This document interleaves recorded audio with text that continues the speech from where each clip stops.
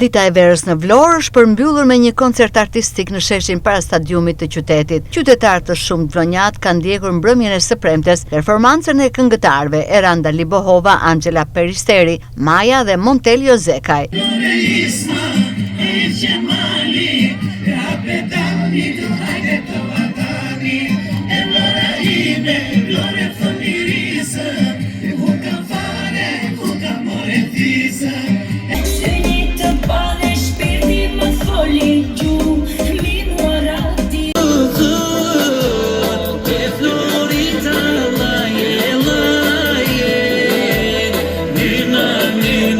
Se koncertet dhe fëmijët të qendrës kulturore të fëmijëve të Vlorës. Artistët janë duar trokitur nga të pranishmit në shesh, ndërsa shpesh janë përfshirë në atmosferën e këngës dhe kërcimit.